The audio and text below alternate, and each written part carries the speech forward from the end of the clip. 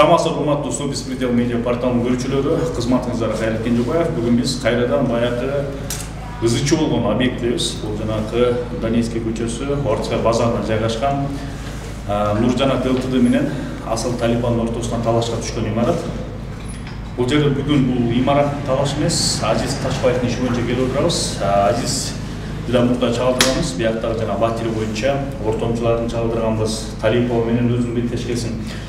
Эми бүгүнкү келгениңиздин себебин бизге айтсаң. Эмне себептен кайрадан ошо Батирдин талашка түшүп, эмне болуп атат окуянын чоо жагдайын айтып берсең.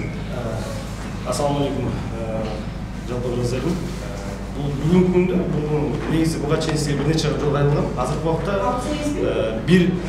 бир эмес эки жолу ошо бияка келип кеттим да. То есть менин үйүмө бирөө кирип отур да, мынча айткандачы. Талипованын айтышы боюнча Талипованын жанында жүргөн адам деп жашап да. То есть Замира деген аял. Биз менен чогуу эле жүргөн эже. Анан внезапно эле бул эже кечээ Талипова соттолуп атканда Талипова аманатка тапшырып кетти, 3-4 адамга айтып коюптур, анан ошо киргизип коюптур да, якобычы. Андай менде голосойлору бар, баардык нерсе бар да. Талипованы өзү чалып айтсам, Талипова айтып атат, что мен аны жөнүнө убактылуу жашап турганга эле киргизген деп атат да. Убактылуу жөнүнө жашап турганга бош тургандан депчи. А бул эже кандай кантип болду? Бул эже кантип болгон, бул эже үйдү талкалап, ичинде инструменттерим бар болчу, буга иш козголгон. Биринчисинде келгенде отпечаток кылып кеткен, биринчисинде, эң биринчисинде келгенде. Макул дедик, эчке деген жок, отпечаток кылып кетсе, мыйзамга баш ийбей, кайра ачып отур. То есть, чын атасыз, мыйзамга баш ийбей, үйдү кирип ачып отур. Болбосо акта пока следствие жүргөнчө ачкан болбойт да, негизичи. Андан кийин ачып отур, андан кийин да келип кайра кубаладым, кайра келип кубаласам, анда дагы кайра ачып отур.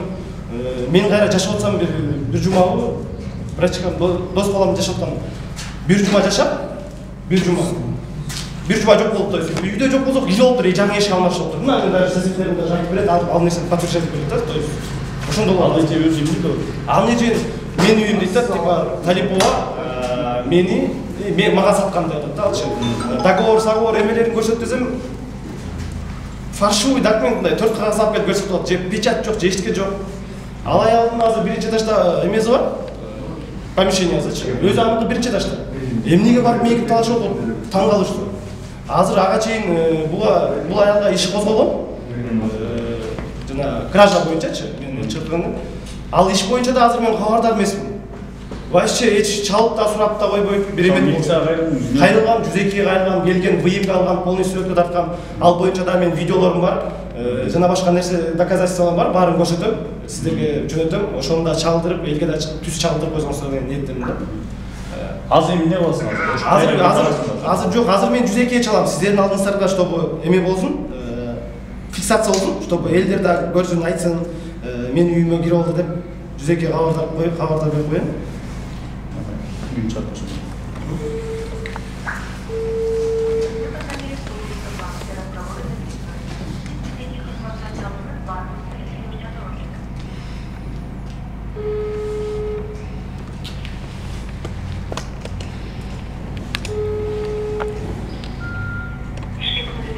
Саламатсыздарбы? 5 Сүйөркул 16/1. Менин үйүмө бирөө жарымдар кирип алыптыр.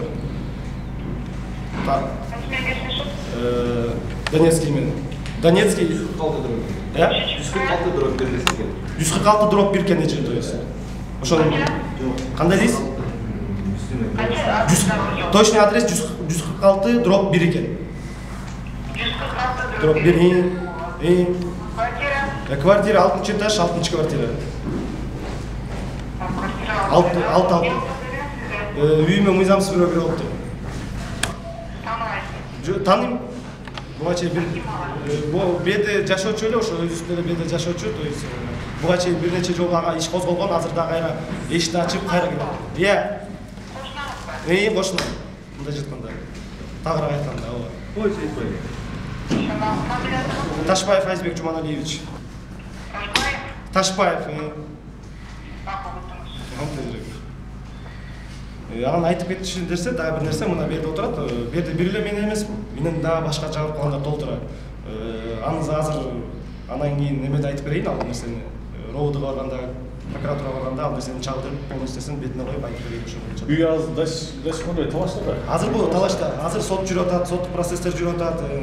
Кандайдыр болсо бир экинчи тараптан дагы буттоосулар болуп атат, светтер өчүрүп, сууну өчүрүп, ар кандай нерселер болуп атат. Асыл Талипова камакта. азыр учурда камакта. Нуржан Аталты эмне болду?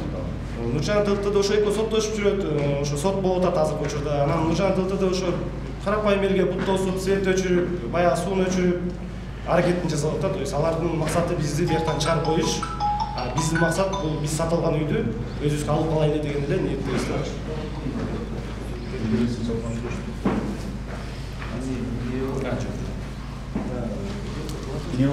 Азыр могу менин элдерден дагы ким сүйлөчүлөр барбы ким? Берде негизи азыр каканы чагылдырып койлуп, полностью айтып баардык нерсени Утман. Мо эжем кылган туура эмес, эжени да азыр эжен өзүнөн айтайын, мо элдердин баары чогулганда, то есть эже мынтип айтып атат да, якобы мындай элдерде эле турат, Утман деле айтып берет. Эже бияка мыйзамдуу кирип алыптыр азыркы учурдачы. Мыйзамдуу кирип алыптыр да. Буларга айтыптыр, мен соседтеримечи бардым группагачы. Меники мыйзамдуу деп табылды. Мен ошон үчүн үйгө кирдим деп айтыптыр да. Эмне себептен мыйзамдуу?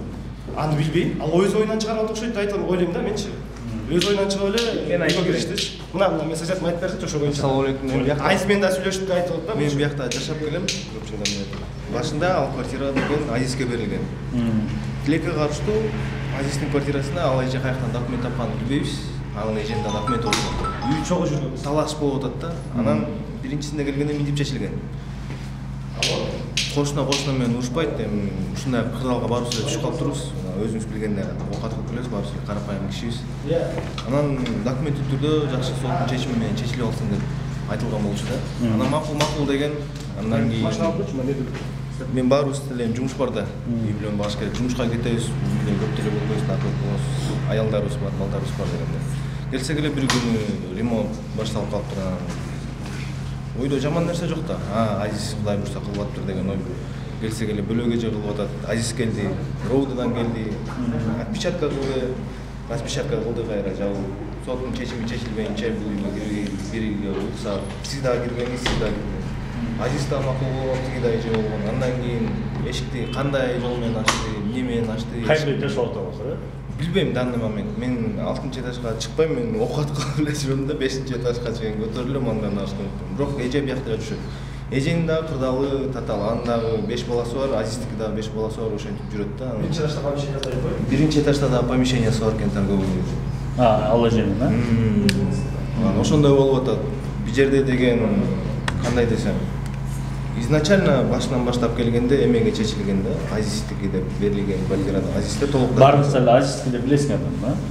Изначально документти түшкап жүргөндө, соттун эмесине башып жүргөндө 5-6 адам барганбыз. Арабызда Бакыт байке бар, Сейит байке бар. Арабызда Дилеже деген бар, Саламат деген бар. Баарыбыз эле билебиз, түшкап жүргөнбүз, башында Азиздики болгон. Анан асыл жай кандай болуп, тиги эжеге чечип берип койгонун эч ким билбейт. Тиги эже аныктап атат, айтып атат, айтар сөзү боюнча аны үйдү асыл жай бериптир.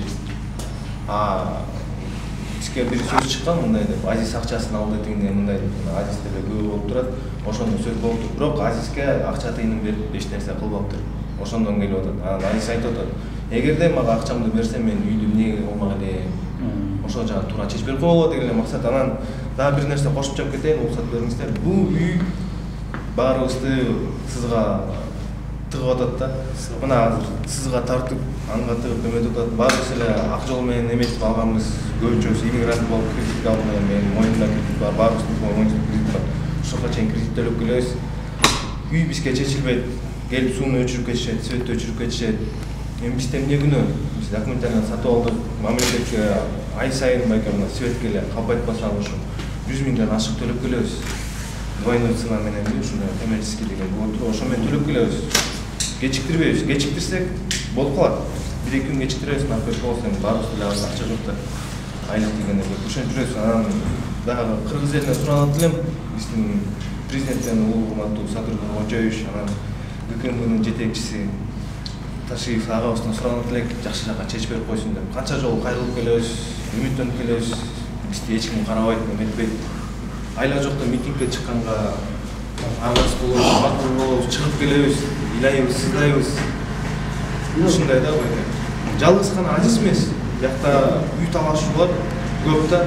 Меникине деле келди 1-2 жолу. Мен көп жылдан бери жашаган үчүн сатылуу сенгине да келди. Кошуналарым аныкка берген үчүн алар ий деп калышты да.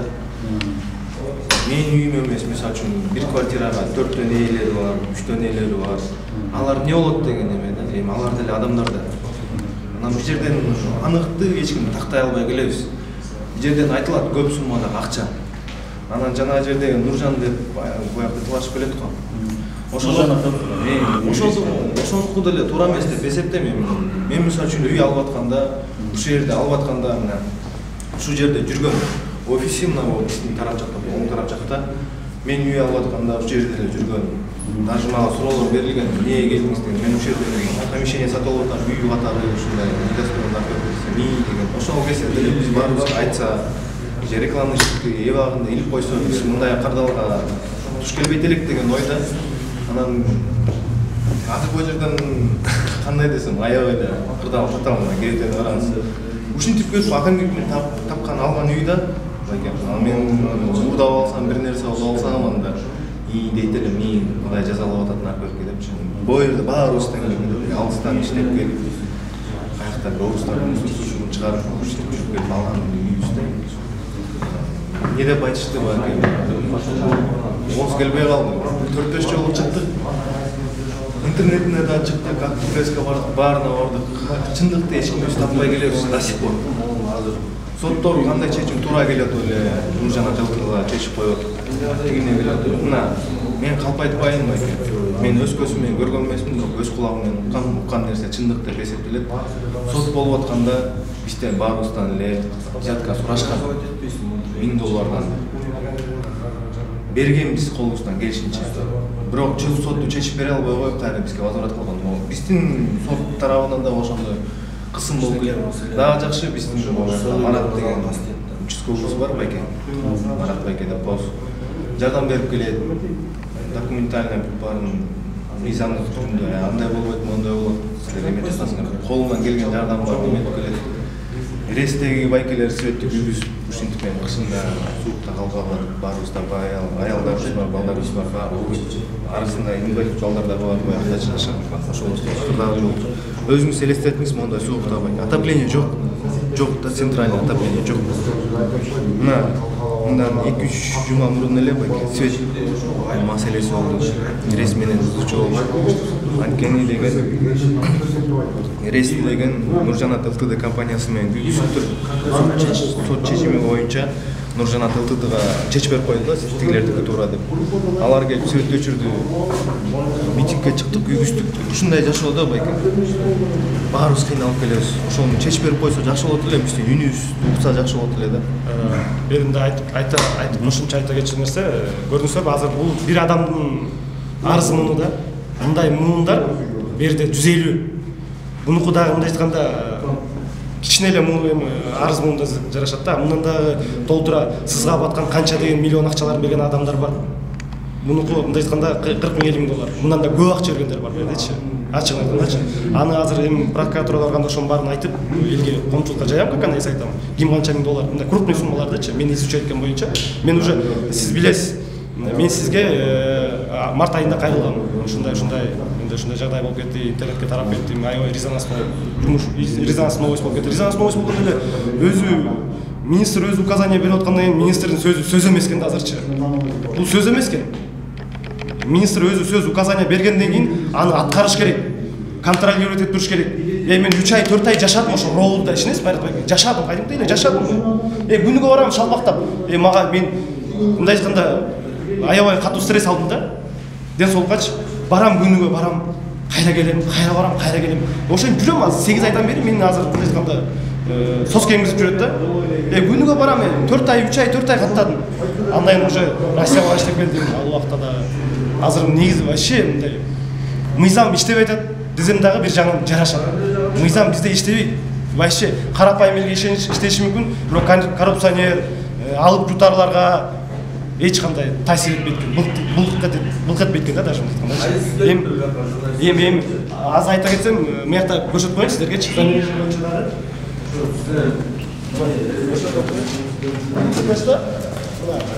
Замира деген айылдын биринчи этаждагы мына эже дейин да.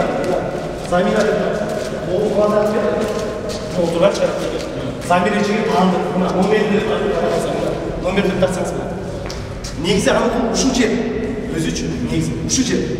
6-этажга эч кандай тиешеси жок. 6 жашка бар болсо договору печати жок, эчтеке жок, жөн эле жасап койгон алчы. Аны даже азыр барып тергөөдөн таанышсак болот ал нерсеничи. Мен айтам, сурайм, вопрос бар. Бер дейм. Ошол негизинде ошону да көрсөңүз ал күлкүңүз келет да. Ал документти көрсөңүзчү. Мына айтканда подделка документ деп ал боюнча да иш козгосо болот. Ошо азыр барып Эми болот ал иш. болот иш безвестие. Следовательге чалсам, ал айтат, мен отпускка чыгып кеткем, ишти тияка тапшырып койгом депчи. Мени бир допрос кылды, болду, андан эч кылган жок. Ошо боюнча эле бир конкретно эметип иштеп койбойм дейм да. Отпечатка койгондон кийин эмне аны сыйрыды, мыйзамга эмне баш ийген жок. Ал мыйзамга баш ийбесе, мен мыйзамга баш ийем да. Ошо да суроо. Мен мыйзамга баш ийсем, ал мыйзамга баш ийип айтат. Значит, ага мыйзамдуу талаасында жоопко тартыш керек да, анычы. Туурабы? Негизи. Ошо болот. А талашыбыз ошо болгон. Азыр милиция келсе, чогуу милиция менен чыгып квартираңа барасыңбы? Ооба, милиция менен келсе, милиция менен квартирага чыгарып бер деп айтам. Буга чейин бир нече жолу кайрылгам. Ишти алып таанышсын, иш козгосун, алып кандай десем, квартираны бошотуп берсин. Мен талабым ошол эле азыр пока. Азыр анда милицияны күтөбүз, урматтуу көрүүчүлөр, азыр жүзөккө чалган. Азыр милиция келсе, ошол чогуу мыйзамдын негизинде барып көрүп, квартирасы эмне болуп туруп баарына көз салмакчыбыз. Документиңди алып келчиң. Башка жазылган немесине барып, ошол неметти мага. Келип алып Никакой документиң жок. Каяктан эки документти биринчи жолу көрсөтүп бересиң. 2019 алгам мен. Жакшылыкка бошотуп берип кой. Кудай өзүнүн эмгеги менен алган. Замира урушпай, талашпай, жакшылыкка бошотуп берип кой. Бул меники. Бул мамамдын квартирасы. Ой, сени болсо доказывать этип бербейсиңби? Документти доказывать этип бербейсиңби? Элге калып айтып, мен сүйлөштү тийбу деп. Алып кел анда, кел алып кел, көрөлү бар. Ушул жердеги жителдердин бар көрөлү кел документиңди. Алып кел ортого, алып кел тышта, баарыбыз көрөлү. Ошол жерден чечишебиз анда. Макулбу? Сүйлөштүкпү? Замир эже өчүрүп салды окшойт. Мына ушул жерде эси документин алып келип, коомчулукта мына менин жителдерим бар. Аз беде жашоочулар биз чогуу жүргөнчү, 2-3 жылдан бери чогуу жүрөбүз. Эмне ага чейин болуп, мага 2 жыл чогуу жүрдү, 1,5 жылбы? Эмне ошондо айткан жок, что бул менин квартирам депчи. Мага таң калыштуу ошо. Эмнеге айткан жок? Чогуу жүрөбүз болбосо, мен видеолорум бар, буга чейин выступление болгондо да чыккан, полный бар. Чогуу барып митингдерге чыгып жүрдүк. Эмне ошондо айткан жок да, менин квартирам депчи. Бир заматта эле Асыл Талипов айтса эле ошондо менин квартирам болот да, беречи. Мага таң калыштуу ошо да. Эси азыр мэрге алып келип, мен жителдерим мына меде ким угатасың да, мыякта жителдерим барып чогултам. Азырчы баарын собрание деп айттык, келсин түшсүн. Эси өз алдынча чечип көрөйлү. Эси өз алдынча ошонун документи бар болсо, мен кетип эле калам. Эркекче, сөзүм берем. Эси документи оригинал болуп, жителдер конкретно согласованно айтсын, Азиз мына документи мондай десин, мен кетип эле калам. Эркекче, жигитче сөзүм берем. Эси печаты конкретно как положено, биринчи алган договор болсо, негизи биринчи алган договор бар менде. Ана берсең, биринчи алган договордун өзү башкача. Экинчи алган договор жарабайт ал. Мына биринчи алганын өзүнүн эмблемасы бар, квартал стройдун эмблемасы бар өзүнүнчү. То есть эси ошондой болсо, разговор жок. Мына көрдүңүзбү? Квартал строй деген өзүнүн эмблемасы бар атайын. Бул эң биринчи алгандардын адамдарды бар мендечи. Андан кийинки предварительный договор, ал уже экинчиси. Чогуу эле жүргөн турасыз, ошону эмнеге айткансыз?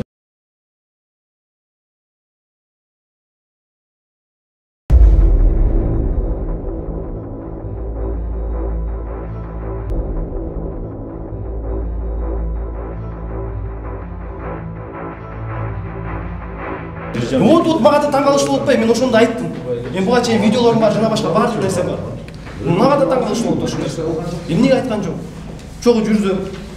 Чогуу кандай десем, бу жерде отуруп тамак ичип, бу жерде отуруп төлөө кылып атса, ошондо эле баардык нерсенин бир чай ичип атсак, эми ошондо азыр получается Талиповдун айтуусу боюнча кылып атты азырчы муну ишичи. Менде баардык голосовойлор бар, голосовойлорчу.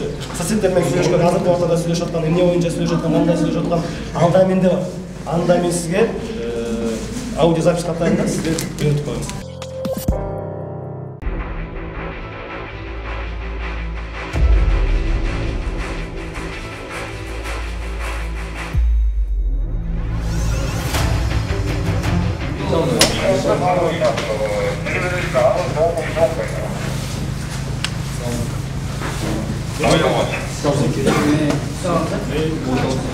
Үйүмө кирип отур. Замира деген ат коём. Алтынчы.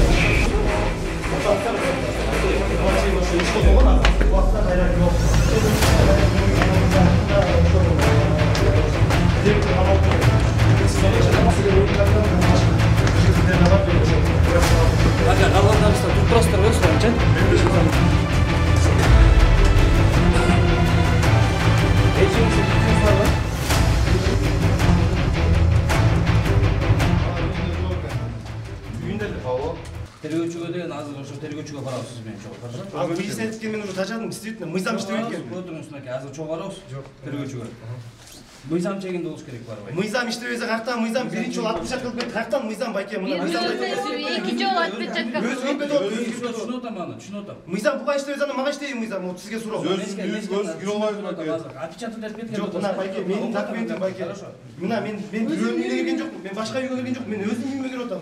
Өзүм сотсун сатып алганмын. Барбы мунун номери? Менде жок, жетилерде бар. Патерде бар. Берип коңуздарчы номер. Сейт байке. Не? Замир эжем Aa, номер. telefon bilmiyorum. Рыскылыкы барбы? Sende yok mu? Бул жакта жаз азыр кирип кеткендин бирөөсүнүн номери. Ha, aç kandı. Haydi, cümle bilgine de kayıtta geri olan bir var. Мына буга чейинчи. Kamera.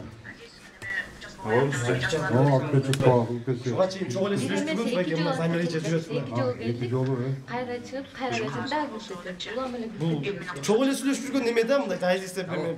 Азиз, неме участковый жана неме жазгыла деп атпайсыңарбы? Ошол жерде ким алса, кимдин договору болсо, анан ошо кагазыңар болсо депчи. Эл менен кошо чыксын, эл менен мындай болсун депчи. Эми мен азыр ошондо биз барып жазышыбыз керекпи? Мен мына договорум менен деле жазып берем мен. Экинчи этаждагы. Менин нече тагам бар? Ал берки бирден бергиче. Все равно колумда бар да договорум. Сиз могу канчачылык отел? 6-чы. 6-чы квартира.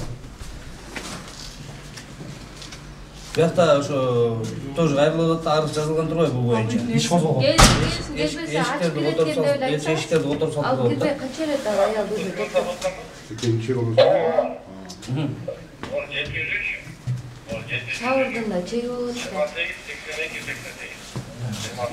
Сиз келип бере албайсызбы азыр, э? Гонго же болбосо ажал билетсине. Ал келбейт ушу качып жүрөт. Качып жасайт.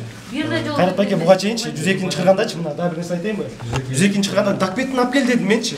Документ ана келип, мына келип деп, документ токут дейт, айылдан келип атабы? Вот мага вопросы. Файл сиздердими? Иә. Мына менде. Биздеки. Салып туруңузчу азыр мен группа чыгып коеюн. Мени группа чыгаргансыз, ачсын ичин, неметсин, мага киргизсин азыр мага. Мага киргизбесе мен бердим. Билбейм кандай акылда калам мен кирбейинче кетпейм мен. Мен бул үй Сабырыбыз болду. бул мен өзү сабырман аябай күттүк, канча сабыр эттим, 8 айдан бери, 9 айдан бери следствие жүрүп атат. Күттүм менчи. Сабыр деген менде болот. Сабыр эттим. Менден да куш адамдар барды.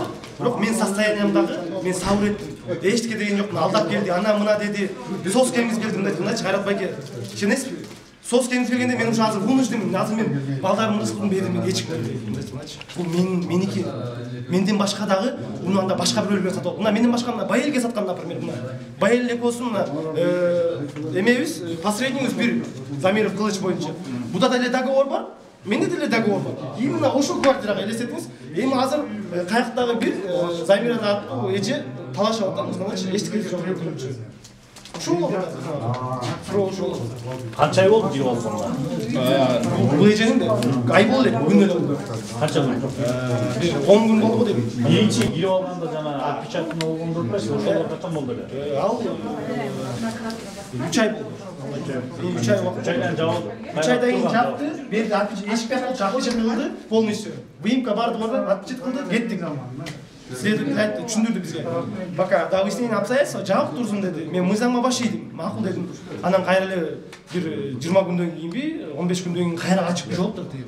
Мына соседтер, мына азыркы буга болушуп келгендер, булар өзүнчө бир топ болуп алган, мына көрсөтөйүн. Болушуп аткандар, эл ачып көрсөт. Мына бул Замира деген менен алышкан аял. Сен кимсиң? Кандай сен? Сен мына он менен ургандар каршы чыкпайсың. Я тарапа адисатсың, Диля деген. Диля деген тарапа бияқта именно мына. Диля деген мына асылдын жанында жүргөн адамдар болду. Мына. Жабасыңдар. Жабамай бар. Сөйлеген сөздерін қарағылап. Бұның сөзі адам емес бұларшы. Сөйлеген сөздерін. Қалап шықты, мандайын өзі жашып оттық. Мына сіздер айтып отпай, жашып оттық. Мазасы жоқ. Бірақ біз братчикам дос балам кетіп қалып тұр. Башқа жаққаншы, то есть экос. Күнделік үйде олар бүйісті. Мынаға чейін Россияға барып келдім отпаймын. Бір жақта болып қалдық. Анан бір жұма үйде жоқ болса, ешігін алмаштырып, біздің жоқты болсам пайдаланып, үйге кіре алып тұр. Вот ошо. Аз көрөжүтабыз, эмне болуп атат? Милиция кызматкерлери келди, эгер эми өлкөмдүн кызматкерлерин чакырабыз деп. Азыр окуяга көз салып турмакчыбыз. Азыр. Чанда өзү ача алса переживать кылбай. Үйдө бирөө бар экен. Айга болот. Баары бирөтөн сүйлөп атпай. Макул, мейли кандай болсо боло берсин. Ким Ман, Жо, аны билесиз. мен деле 4 балам бар, мен деле Төрт балам стресс алып ниекте чуркап жүрүп го. Анда менин балам эч ким ойлобойт. Чындай. Баары билет. Чочпеле кой, мен деле жаман эмени каалабай элем, мен делечи. Просто эже мен мындай келсин мерге. Чечишип качып жүрөбүз. Соседтерим баары келет азыр, турабы? Айттык, келсин, соседтерим баары айтсын, подтверждать этсин. Менин айыман, могу целый дом баары жабылып калбасын. Мен ошону эле айтып атам. Если элдерге жеткизип атам, доска. Кайрат байке бердечи, бизчи убагында мерде эчтеке жокту. Кайрат байке минус тоңуп калганда могу үйдө жашап жүрдүк 6-5те. Кышында Чилдеде биз акына жатып жүргөн. Мерде кайтарган үйүмдүн ичине берип коюп, мерде келген өзүмдүн үйүм үчүн, өзүм ошо жакын келечек балдарым үчүн ошо мындай аргасы чыккан, ишенесиздерби? Айла жок. Миякты кайтарып жүрдүк. Мына могу бала да 5-6 бала бар байке. Мына эң баштан баштап мына. Кутман турабы? Чогуу жүрдү.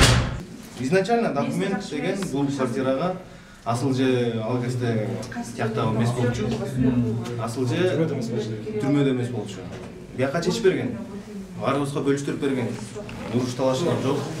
Мен күнөөмдү мойнума алам, наркотиктигине мындай ушундай мени да алдап кетти деп баарыбызга квартира аныктап берген. Анан Азиз финансовый финансым жок азыр, мен ремонт кыла албайм, наркотикке деп жаап кеткен болчу. Эч ким деле кирген эмес, эч ким деле эмес, баарыбыз билчүбүз. Анан кандай болуп кетти бул? Эжеден сурасак, мага бул квартираны деген асыл берген деп. Асылга чалып сурадык, баягы голосовой неметти. Менде голосовой бар, асыл экөөс сүйлөшкөнчү. Ал айтып, сен квартираң жөнү временно жашап тур деп эле айткам да. Анан убактылуу эле жашап тур депчи. Уксаңыз эже, да баягы отпечатывать этип кеткен следователь. Анан Замира кирип, ичине кирип талкалап, кайра эшикти ачып, бузуп кирип алыптыр. Ичинде кирип майда чүдөзүн кайра перенастройка кылып, кайра ремонт жазып алыптыр. Макул, мен следствие болсун дегенче бул. Следствие. Ушундай эле же сурабайсызбы? Ремонту бар эмес беле? Ичинде сен эмне ремонт кылдың эле мурун? Мен по мелочам эле кылгам да же. Бул Замира менен сиз чечиптим деп атпадыңыз беле? Эмне бул сиздин сөзүңүз укпайтабы же эмне? Чечишкенде Замирага мен алып квартираны сатпасам. Ошо менин квартирам маса саткан деп. Жашап турам деген, ошон үчүн жашап аткан. Мен эмне деп чечишим? Алчы, айтып атат. Ооба. Аныкы турат астында биринчи этаж аныкы. Мен эмне ага сатып акчасын алып турмакмын. Ооба, ошону кол коюп бергенсиз го же даже же ошону квитанцияны алып келип алыптыр тиги жана договорду, то есть кол коюп бергенчи. Ал квитанция вообще тетиги неме, бензопинанын квитанциясы. Мен айттым анысы эле. Вот ошо мына конкретно мен ошону айттым как раз, же ошону мен деле айттым. Мен сиздин жана ма айып угузган эмени бердим. Булардын баарына эле айткан, мен ошо квитанцияны жөнөтүп танытып менден сураганда айткан, мен танытып сейттеги айткан, бул тияктын квитанциясы, эски сары квитанция. Ооба. Эми договордун артында отпечат нотариус турат. Биздин бирге договор нотариустан өткөн эмес. Гүлнура үйдөгү деп айткам мен. Ага мисалы үчүн Замира эрте вопрос менен чалган жок, түшүнүп атасыңбы, Азиз? Ал сизди кылып деп айтып атпайбы же? Бирдинчи. Мен эмне кылам? Мен деле чалбайм. Жок, ал сизди кылып деп биякта жамандап атпайбы элдин баарын?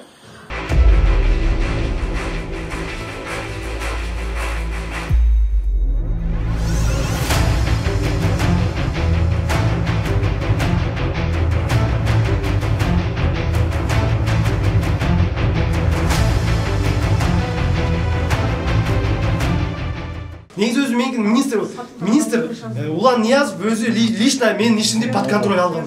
Негизичи мага обидно мындай кыйкырып сүйлөп атам, кечирип коюңуз, эмоцияда простачы. Под контроль алган ишти мындай жакшылап көзөмөлдөп койсо болот да. Посрединде жүрөт, ошо укук коргоо органда иштеген, милицияда иштеген адамдар жүрөт, менин посрединим. Экөөбүздүн посрединибиз ошо мына алдап кеткен милиционерчи, бизди, то есть Талипов менен чогуу иштеген милиционер, Кылыч Замиров Кылыч деген. Мына ошо жемни карга көзүн чукубай болуп да бир билбейм, түшүнбөй атам да.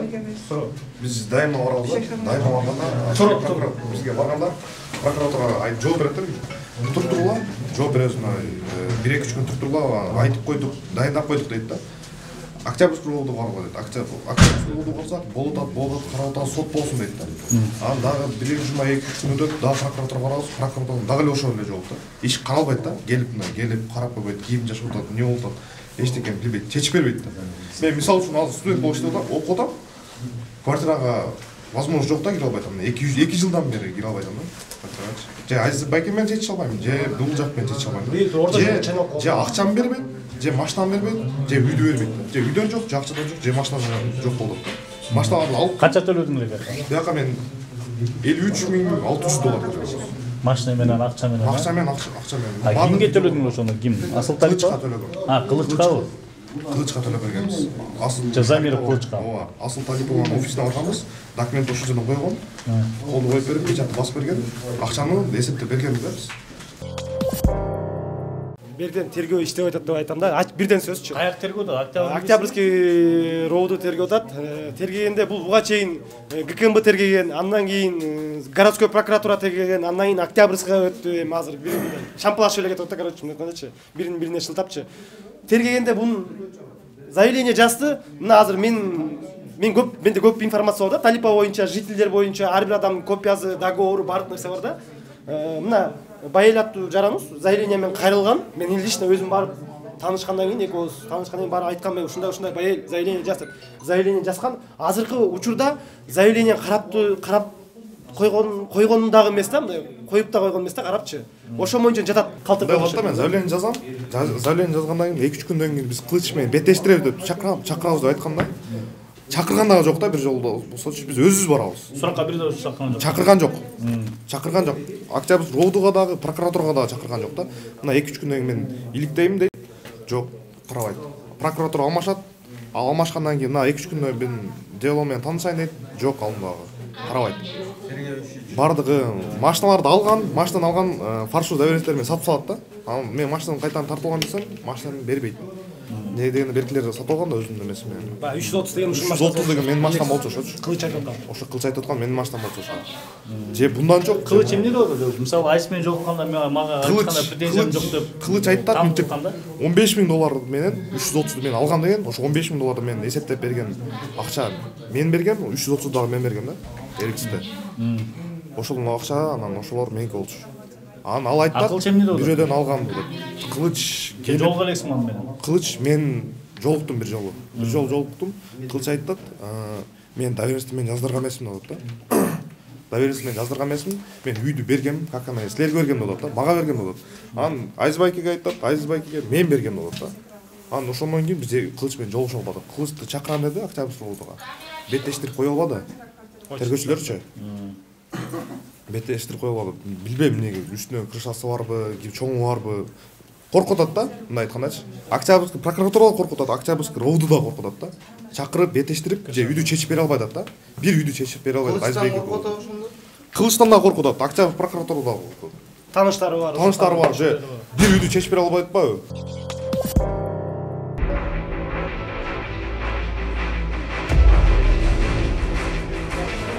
Мамаң жаңадан бери эмне кылып турат, келбейби айтпайсың. Бизинчи этажда эле мамам деп коп. Келбейби анан. Сен берден экөөбүз урушкан келген жоксуң. Менин үйүмө силер кире алдыңар айтып атам. Ашчы чыгып сүйлөшөлү. Айтсаң? Жок, эжекес. Жок, айтсаң.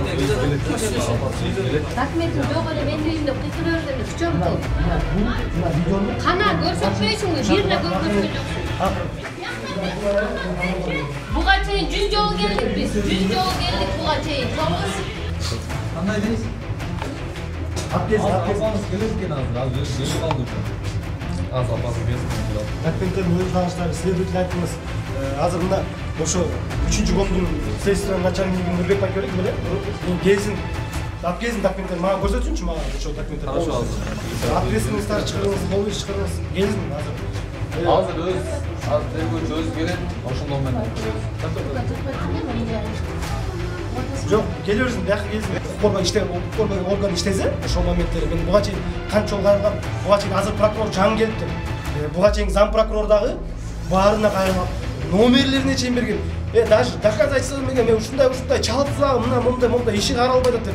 Ооба, жок, болду, жок. Иштен башка жакка отуруп кетиптир. Прокурор, зам прокурор жок, азыр барсаңыз жаңы прокурор. Ушундай болот да. Бирин өтүп, бирине шылтып алат да, жаткандачы. Түсүнүп атасызбы? Тыйылган деп ушундай маани болот да. Мыйзам иштеп атат, конкреттүү түрдө мыйзам иштеп атат. Карапайым мени страдать этип жүрөт.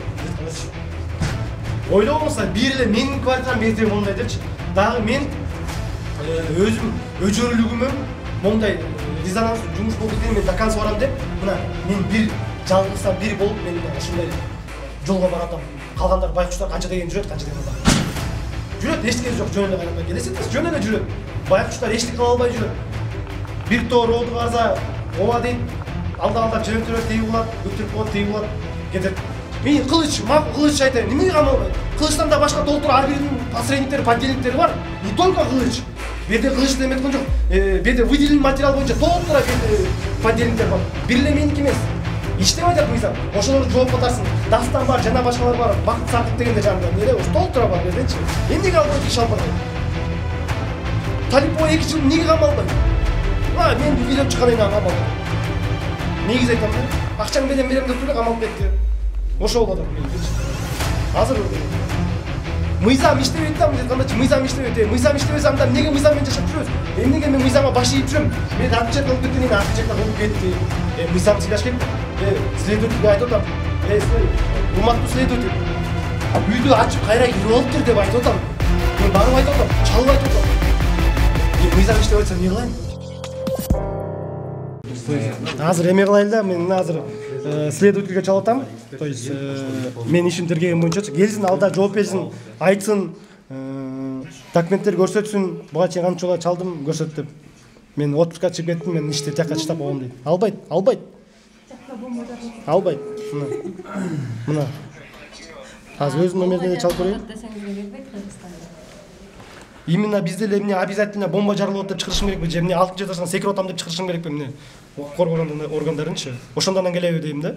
Ага чейин келбейби ответственность башка бир жооптуу адамчы.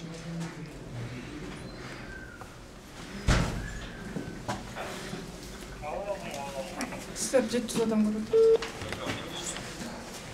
Ушундай азыркы бизде Кыргызстанда өнүгөт деген Кыргызстан мына ушинтип өнүгүп келип атат.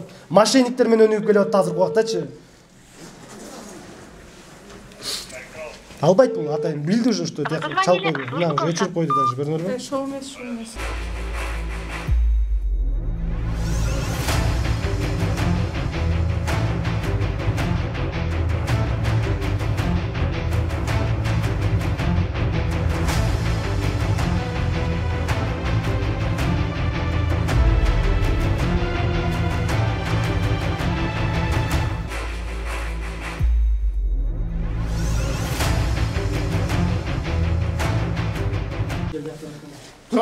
Жок, роду барганча мындай кылабыз байке.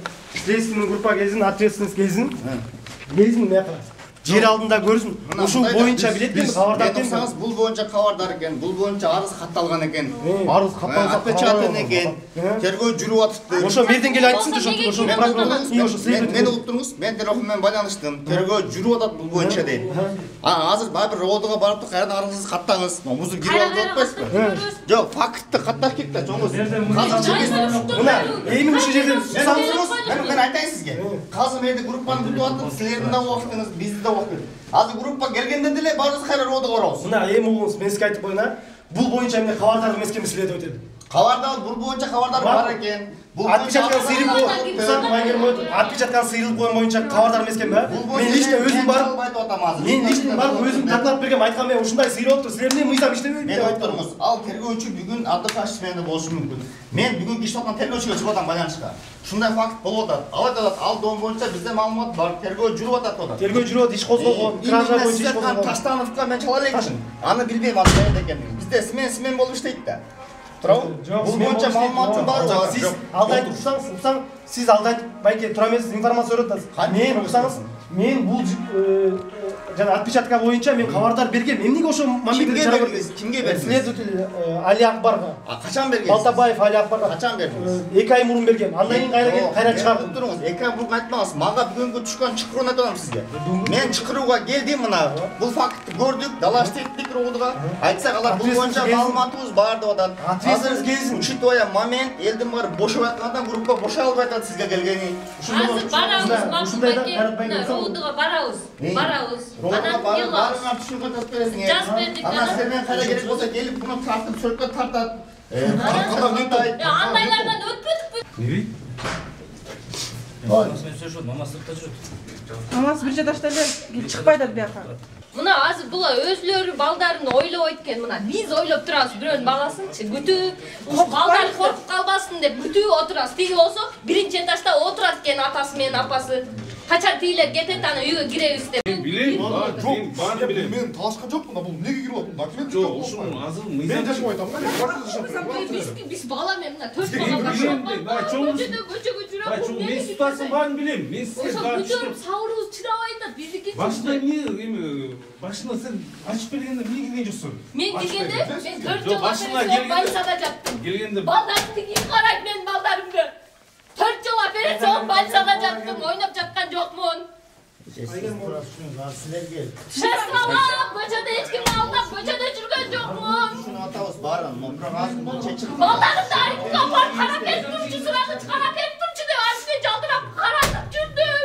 Ошон үчүн азыр ар күндүн үйүндө сапсалап жүрдүм. Ким антады? Ким антени? Террорсон чечилүү вопросун. Аны тийлерде барып жүрөбүз, чыгып жүрөбүз. Булар неге жашашат? Айгер мен олду дейм, айгер. Азыр чыгарбайсыңар. Чыгарба деп айтып, баарын процесс тапшырат. Булар бизге Сен эчтеке деген жокпуз, мыйзамга бирдей карагыла дейбиз. Сен мыйзам каралса сен атаңдын чокусуна кирип алдың үйгө, атаңдын чокусуна. Эшек тойгусту мен ушулар. Атам тажадым. Жо мен билесиң. Мыйзамдын башына, мыйзамга баш ийсең не киресиң муну кишиге окшоп? Мен кайын атсың, айсың мен. Мен кирем мен үйгө. Жо кирген азыр мыйзам ичинде кылышыктыр. Мыйзам чегинде кирем мен. Мыйзам иштебейби? Чыгарабыз. Мыйзам иштебейби? Чыгарабыз токун. Жок, мыйзам иштебейби? Жоопко тартсын азыр прям. Прям чыгарбайт дейм. Мыйзам чегинде чечиликти. Келсин опергруппа. Келсин алып чыксын үйдөгүлөрүм бар. Эмнеге анан булар жашайт? Мен сиздин мен ошо чыксын. Мен Болду, унутпай кой. Болду, айтсыз. Макул, билем, болду. Мен документим турат, мен бирөөнүн үйүн басалган жашабам. Успокойся. Ушундан турабы? Ушундан турат деген жок. Обидно, мен үчүнчү жол Мыйзам не работает Печан тура кылган, буларды тура кылды деген жок. Иш козголот го, эмнеге иш козголуп атам да? Иш козголгон ошо тура эмес кылганды үчүн иш козголуп атат. Мыйзамды бузуп бир алганды үчүн иш козголуп атат. Туурабы? Азыр булчу мындай болот да азырчы. Азыр аябай кичине шумиха болду. Бүттү, эртең унутулат бул ошондой эле. Кыргызстан ушундай экен. Как ни в чем не бывало. Это не в первый раз.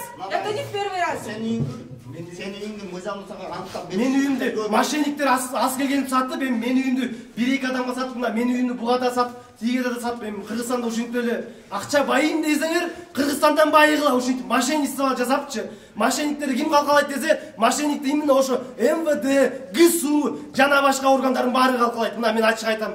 Мына мен өзүмдүн практикамда, өзүмдүн жумушумда нерсени айтам. Эмне деге дебейсиңер? Бир райондун Октябрьский райондун начальнигин жумуштан алып, камаш коюш бул жөнөкөй каапайым, колунан да келбейт. Жөндөн жөн мыйзамсыз камап койгон. Ошо камаганда азыр мындай акыбалга келбейт болчук. 5тен 4төн 3төн сатпайт болчу квартираны. Ошо боюнча камалгандан кийин андан кийин канча адамга сатты. Ошо элдерге просто жалко. Тергөөчү келди. Келсин. Мен как раз келсин, опергруппа келсин, ким тергөөчү? Жок, муну кой бербейм. Карман, как болот? Саламатсызбы? Жүзеки ким карында? Мен Газиз. 4000 kişi. Октябрьская года не болады? Бұл Азиз уже 3-ші жолы қайда болады? Біріншіден бұл ремонт қылып жатқан да. Басында анан бір күні кеш келіп қалса, үйінде свет күйіп тұрады. Анан келіп келсең, бұл жақта башқа біреулер жүреді да. Бұл үй кімдікі? Менікі анан бұны. Двойной. Біреуіңіз.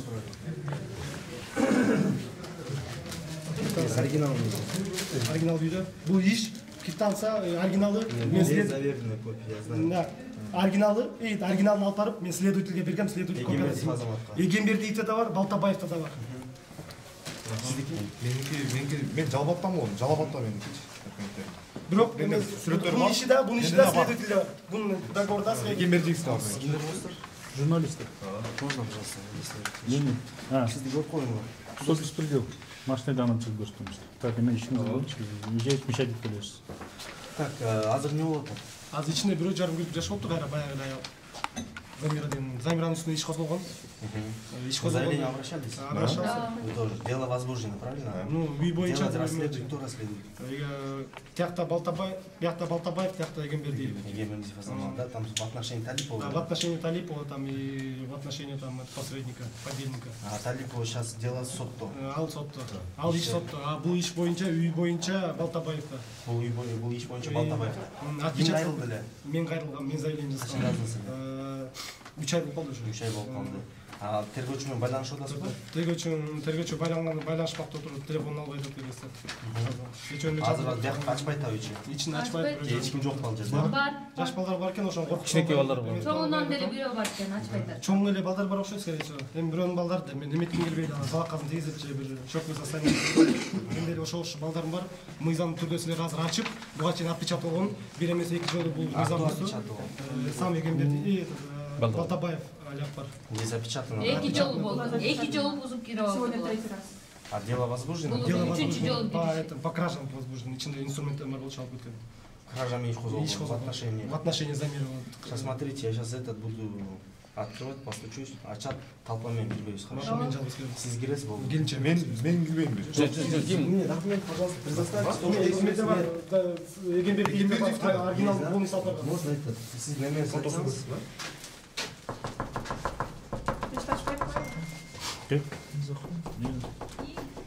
Следователь Исмаилов. Почему? Нет, смотрите, только я зайду. И все. Кроме меня никто не зайдет. Вы приоткроете, я вам обещаю то, что никто не зайдет. Только я зайду, как следователь, и все. Эч ким кирбейт. Мен сиз менен сүйлөшөм, болду. Мен сизде эчтеке кылбаймын.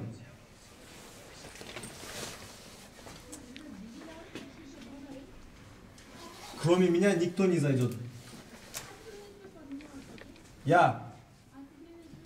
Вы мне пояснение дадите по данному факту? Болду эжеке. Кандай болду, эмне болуп жатат? Болду. Мне больше ничего не нужно.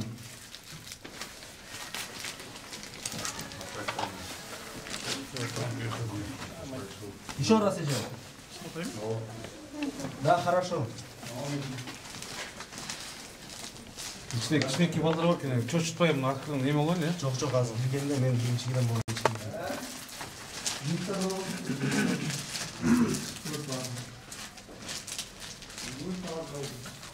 Получается, смотрите. Да. Вас уже не слышно, вы откройте, я зайду, больше меня, кроме меня никто не зайдет. Еще раз иди. Там Ижевский нету, там только дети. Чалбатбаев. Нет, мамаңыз хорошо тура берсин, мен кирем, сиз менен сүйлөшөм, болду, башка эч ким кирбейт. Анда эшик ачасызбы? Андай сындырып киребиз эшикти. Сындырып кирген эч ким жок. Эмнеге акы? Өзү кире албайбы? Можно мне тоже как у вас например? Нет. Жок. Акырын. Мен Балтабаевтан сураңыздар, кандай документи бар экен деп сураңызчы. Азыр бир чалыпчы. Кандай документи бар экен деп суразыңар. ошол жерден если мыйзамдуу документ болсо анда макул мейли мен кетет деп болчумун да мыйзамдуу документ болсо. Бул фальшивый документ көрсөтөт, эчтеке жок, жөн эле 4 кагаз көрсөтөт. Мына следствиянын мен немесин айтып берейинби? Мен мага көрсөткөн боюнчачы. Чалып сураңыз. Эми ал боюнча азыр бар. Эми апасы келип биринчи этажда туруп алганда жакшы. Качоодо колун эчтеке жок, ошондо качат да. Жок, акизин бетин чапсын документин көрсөтсүн.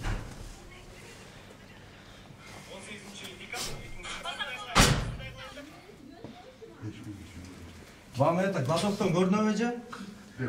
Глазоктон көрүнөбү? Нет, вы приоткройте, только я зайду, больше никто не зайдет, же.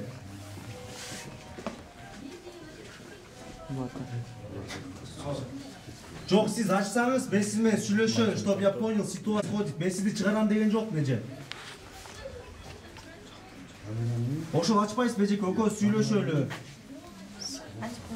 Хорошо, я вас понял. Это, сиз жүрөк айрылыңыз ба? Это протокол допрос свидетелей. Смотрите, мы следственная оперативная группа. Сегодня по Октябрьскому району 7 бомб упало. Биз ошол жактан жүрөбүз азыр. 3 эмелдерде азыр бомба деп турат. Бул жактан вызов берет, бул вызов туруп калды деп азыр биз бул жакка келдик. Кинологдор ал жактан күтөт. Биз азыр кабинетке бара албайбыз. Бул жерде УПСМ кызматкерлери келгенде сизди Октябрь ободуга алып барайын деген тура барбай койдуңар. Биз келдик азыр. Ошол үчүн следственная оперативная группа келет, на месте толтурат, на месте алып кетет материалды. И мы другие вызовы обслуживаем. Жок, макул мейли байке, мындай да. Жазып бер, Азиз. Дальше процессиңизди айтыңыз. Азыр я со своим руководством сүйлөшөм да, кандай кылам, эмне кылам. Азиз, жазып беришиң керек. Пояснение жана. Сен телефон чалдың, жазып бер. Сиздин номериңизден турат да. По закону ушундай. Так. Алло. Алейкум ассалам. Кто это? Родной, я тебе перезвоню, хорошо?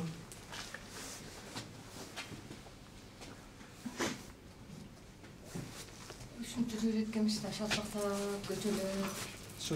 Эч кимдин алып жетпей калган турбай көрсөтүп. Вы же знаете, что сейчас спорный термин. Мен деле бияка 5-6 жол көрүп атам. Бияктын ачпайын деп койду, ачтыра албайсыздар. Ачпайын деп койсо ачпайт экен болот. Азыр мен бирөөнүн үйүнө кирип алып, мен да ачпайын деп экинчи жакта көрсөм эч ким ачтыра албайт экен да. Сөзүн айтып берди. Ушундай закон иштейт экен Кыргызстанда, билип алгыла. Да, документтерин. Меники немеден экен бери иштеп. Жок. Сүрөт. Бул жактыкы. Майда көрсөтөм.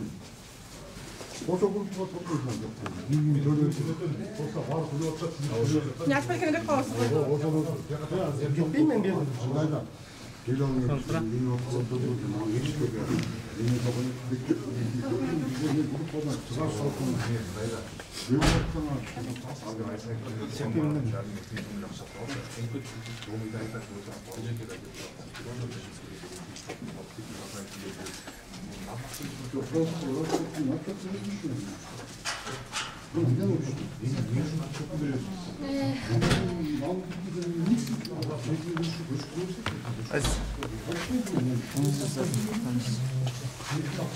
Бүгүнөн баштап балдан мен көчөдө жүрө албайм. Түспөй булдай. Короткий жазып коюм, бери бизге кайрылган боюнча, то есть Бул сындырып кирген акысы бар бекен. Берде уже буга чейин жазып бергем да, мындай протоколдорду уже толтуруп бүткөм. Сиз менен ачпасаңыз ачып. Берде менин үйүмө эч нерсе кыла албайсыңар. Кайра кирип алды, ушундай эле жазайт. Ачпай экен ачпасаң хуже болот айтып коеюн. Корректировать деп койсоңуз. Хуже көрүнгөн көрөсүңөр. Сизге сегодня До конца көрөсүң. До конца көрөсүң. 18-12 Эшигин сынбасын десең, сыйын менен ач. Позвонил в службу 102. Ушинтип ачпай отуруп кутуп кетет ойлоп атасың. Сындырабыз дейсиз. Агер не болот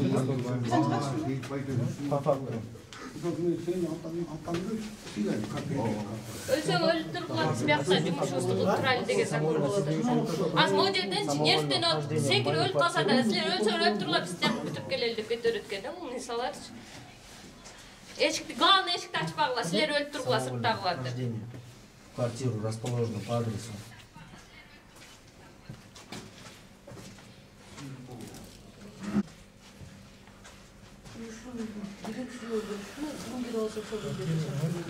Квартира расположена по адресу.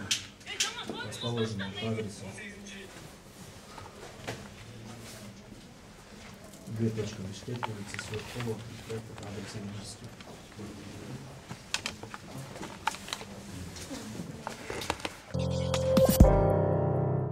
айтчы. Мен балдарым ким ойлойт? Мен уже жактап калдым. Протокол допроса написан собственноручно, наверное. Макул законго бассейнде эле кетип атам да анан эмнеге булар башибейт канча ачып бермекмин. Канча өттү? Мисалы, ладно, мен сиздин айта турган сөзүңүздү четко билип атам. Мен биринчи жолу эмес, кайра угуп атам. Мына мен күтүп атам. Мен күтүп атам. Судебный күтүп атам. Ал жак иштебейт атат. Иштебейт атат. 2 жыл өттү, мисалы, мону мен жүргөнүбүзгөчү. Мен бир эмес 3 жолу операция болуп жаттым. Балдарымды аримге карап жүрөм. Үйгө ар бир жака жүрөм, темселеп. Ачып коюш керек. Дата коюлду. Мен сабырым ошол жерге жете турганга чейин жетти уже. Арыздасызбы? Арыз жазылган мен амай. Дагы арыз жаза берейин мен же кайра тергейсиңерби? Кайра ушуна ушекке чейин келип тергелебиз, кайра ушекке келебиз, кайра кетебиз, кайра ушинтип жүрө беребиз. Мына кайта кайра сыртты кайра баягы баштаган сыртты кайра жаңысынан баштайлы. Ошол болуп атпайбы? Смотрите, вы сейчас требуете, чтобы я их выселил. Не выселил, а просто открыл и жоопко тартыш керек. Жоопко тартыш керек. Бул боюнча иш жүрүп атты. Мен буну азыр. Андай иш макул мен Балтабаев айлак бар деп айтып атпайсыз. Жок, саңсар макул. Ответственность келсинчи, мага ошо ишти таанышып, мага ответственность берип, мага жооп берсинчи ошол жерде. Иш боюнча сиз тергөөчүдөн билип алсаңыз болот. Барды бул. Тергөөчү жок, айланайын, кечирип эгерде кире турган болсо, кайра эле булар күзөткө чөп, биз кайра келебиз, силерди үстүрүнөн чыгып көрүңүз. Мейли, давайте. Ушундайбы? Түшүндүк. Мына көрдүңүздөрбү? Мына ким жуна тартып атабы? Баратам, мында болуппайбы? Буга чейин эмнеге буга андай иш козголгон жок? Эмнеге жоопко тартылган жок? Тергөөчү жүргүзүп атпайбы ишти? Кайсы ишти жүргүздү? Мага айтчы, ответственность келчи. Тергөөчүнү чыгарайчы, тергөөчүнү азыр ошо. Тергөөчүнү чыгарайлы мерге. Иш жазылган. Ошондо бияка үйдү силердин кимиз койдуңарбы? Мен азыр биринчи жолу келип атам бул жерге. Отпечатанный болуп туруш керек, спорный болгондон кийин. Тергөөчү келсинчи ошол жерге. Ответственность келсин. Эгембердиев да ишти алып келсин мерге. Гуудуга эмне кетип калды, ошол иштердин баарын алып келсин. Прокуратурадан келсин, менин ишим боюнча тоже баардыгы алып келсин. Мен азыр иштебей, мисал көчөлөп жүрөм. Баламды аримге каратып коюп келдим. Эртең дагы ошентип. Эртең бир жакадан барып, жалдырап көчөдө жүрөм. Приговор, биз бака иштеп албайбыз, иштеп тергелип атат да бул.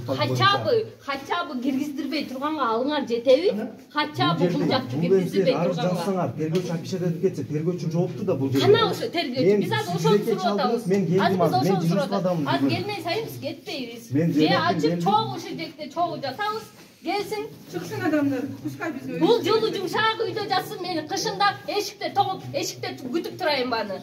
Пускай ачып чогуу күтөлү. Сотту чечилмей сайын анда. Жок, анын баарын мен түшүнөтүм. Мен достар, мыйзам чегинде ишек. Мыйзам келип алып эле моп кон болот. Мыйзам жок болбойбу? Мыйзам чегип ошо анда Азиз өткөн нерсе чыгат. Азиз чыгат дейм. Менин сөзүм болду силерге. Сирк бүттү, рахмат силерге. Болду, братан, болду. Эчтеке кыла алышпайт экен да. Документти көтөрүп келбей, атенен. Чал братан, кезиң мен болдурадым азыр. Эме. Алтынчы этаж. Жумушуна салынып да баардыгы. А башкасы экинчи жолдон килип атты. Ушул Балтабаев Эгембердиев. Балтабаев Эгембердиев еще имеет ответственность кезин полностью. Ответственность кезин, братан.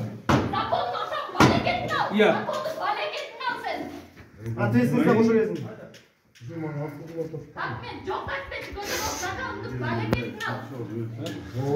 Манасбек айтпайсың,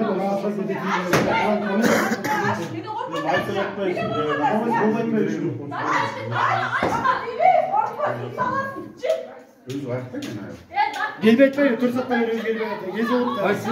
Az күп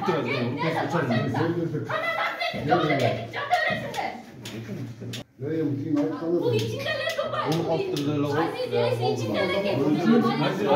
Мен чалдым, мен бүттүрчү, жарым саат. Чыгап турчу. Мен чалдым болсо, Азиз. Мен алды дейм, меникин алды. Несі içinden kesiyor. Ana aç ışıklarını. Koş koysun da aç. Neden korkuyorsun aç? Beni korkuyorsun ya eşek. Bir Allah'da korkuyorsun gidiyorsun korkuyorsun ya. Bu korkmayın. Kudaydan da korkmayın bu. Kudaydan da korktuğun akmak kesin sen. Peki o oturanları canadan beri kalktı var.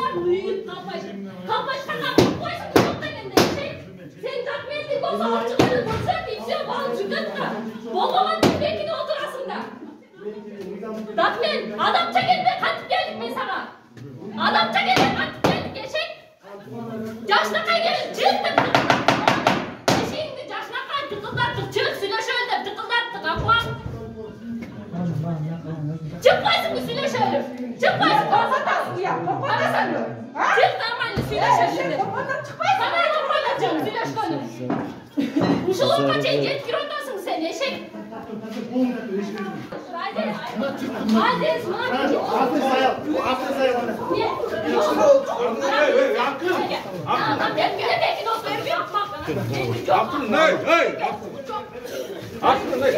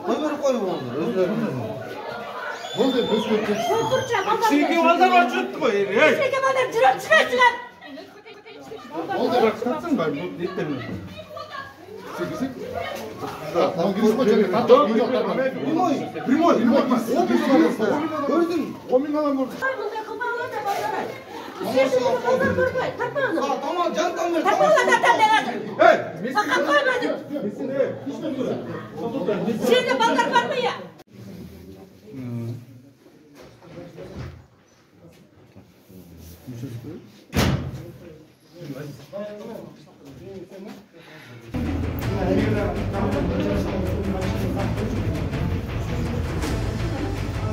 Haydi basın. Hadi. Az ait biriymiş. Zamir alın.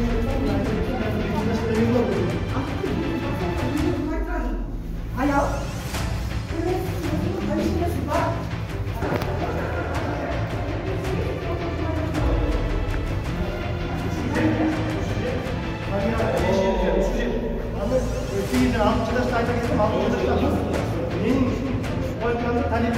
Tamam olganda aman sonuçta bekler.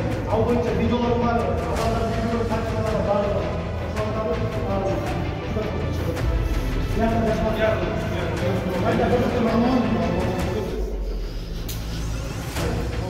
Av boyunca da video var. Daha sonra başka ayetine gidiyor. Evet. Şimdi videolarını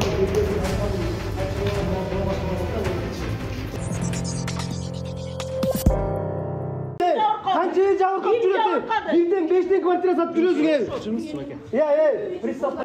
мына кыргыз эли урматтуу кыргыз эли мына ачык айкын тартап деген мына ачык айкын мына мен сотто да выступать айттым мына элдердин баарында айттым мына менин квартирамды азыр айтып атат булчу эмне жаап атасың анда кое турчу мен мошенник да ал сот залын бошотуп сен меникиби мына публично айт меникиби Girdi, bir cuma çok oldu, bir de cuma çok oldu. 2 cuma çok oldu. Yaşam günlük foto bir Бергенде кайра бар эмне арыз жазып атасың? Мен жазган жок. Мен сага жазган жок. Мен Замирага жаздым. Жазып атасың, жаңы арыз. Ой, Азиз. Батырам айтышым. Мен сага айтып ал сеники.